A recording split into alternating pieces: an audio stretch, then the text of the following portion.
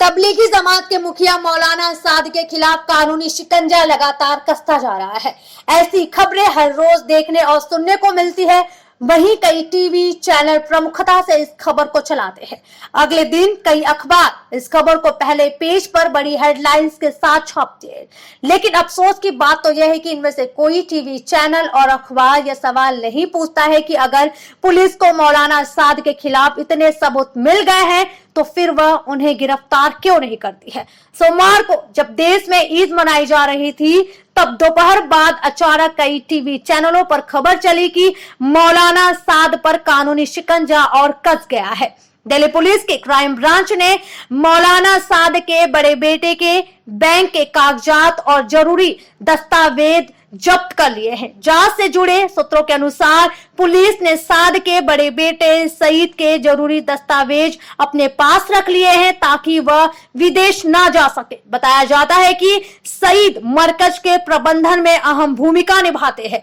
इसके अलावा पुलिस ने प्रबंधन से जुड़े साद के 5 प्रमुख सहयोगियों के पासपोर्ट पहले से ही जब्त कर लिए थे।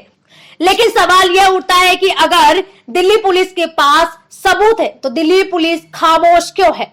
दरअसल मौलाना साद के खिलाफ एफआईआर दर्ज करने से लेकर उनके खिलाफ जांच और गिरफ्तारी को लेकर पुलिस की कहानी में कई उलझाव है।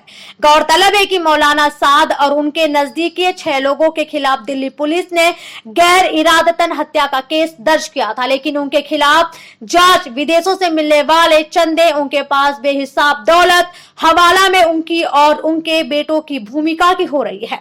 अब यह खबरें भी आ रही हैं कि तबलीगी जमात के तार आतंकवाद से जुड़े होने के मुद्दे पर भी जांच होगी। इसकी जांच एएनआई को सौंपी जा सकती है। इस पर दिल्ली हाई कोर्ट 28 मई को फैसला सुना सकती है।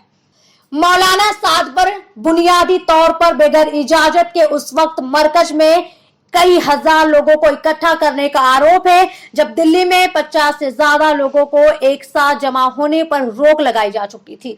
अब यह सवाल उठता है कि क्या मरकज में 13-15 मार्च को हुआ सालाना कार्यक्रम गैर कानूनी था। अगर यह गैर कानूनी था तो इसे आयोजित करने पर मौलाना के खिलाफ कानूनी तौर पर क्या कार्रवाई होनी चाहिए। क्या मौलाना साद ने जमात से जुड़े लोगों को देश भर में कोरोना फैलाने के लिए उकसाया।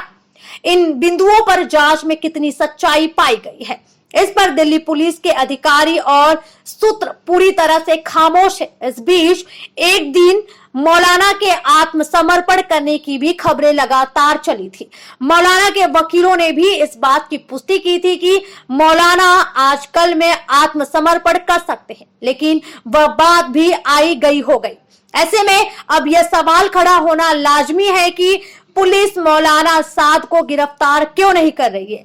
क्या मौलाना साद सचमुच किसी ऐसी जगह छिपे हुए हैं जहां कानून के हाथ नहीं पहुंच पा रहे हैं, या फिर पुलिस को उनके ठिकाने का पता है और वह जानबूझकर उन्हें गिरफ्तार नहीं कर रही है। दोनों ही स्थितियों में दिल्ली पुलिस की काबिलियत और नीयत दोनों पर गंभीर सवाल उठते हैं। लेकिन सबसे अहम सवाल यह है कि जब दिल्ली पुलिस लॉकडाउन के दौरान जामिया के छात्रों आसिफ, इकबाल, सफूरा, जरगर, मिरान हैदर को गिरफ्तार कर सकती है तो फिर मौलाना साद को क्यों गिरफ्तार नहीं कर सकती है। लेकिन जिस ऑडियो क्लिप के आधार पर मौलाना साद के खिलाफ एफआईआर दर्ज की गई है वह क्लिप ही संदेह के घेरे में है। अंग्रेजी अखबार द इंडियन एक्सप्रेस ने हाल ही में दिल्ली पुलिस के सूत्रों के हवाले से खबर छापी है कि पुलिस को मौलाना और उनके बेटों से बरामद किए गए लैपटॉप से मौलाना की बहुत सारी वीडियो क्लिप मिली है, लेकिन वायरल ऑडियो क्लिप नहीं मिली है। पुलिस को शक है कि वह क्लिप कई छोटे छोटे क्लिप को जोड़कर बनाई गई हो सकती है। पुलिस ने उसे फॉरेंसिक जांच के लिए भेजा है। ताजुब की बात तो यह है कि अभी तक फॉरेंसिक रिपोर्ट क्यों नहीं आई है।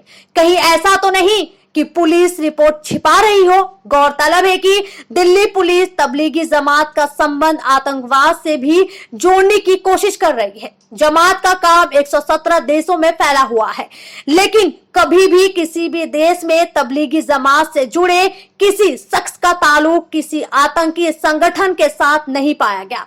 इसे देखते हुए दिल्ली पुलिस का यह कदम आतिवादी भी लगता है। ऐसा लगता है कि मौलाना को गिरफ्तार नहीं करके और सूत्रों के हवाले से उनके खिलाफ खबरें प्लान करा के दिल्ली पुलिस मीडिया को टीआरपी का मसाला मुहैया करवा रही है, ताकि जनता के बीच कोरोना को लेकर जमात और मौलाना साद की नकारात्मक छवि को लगातार बनाए रखा जा सके।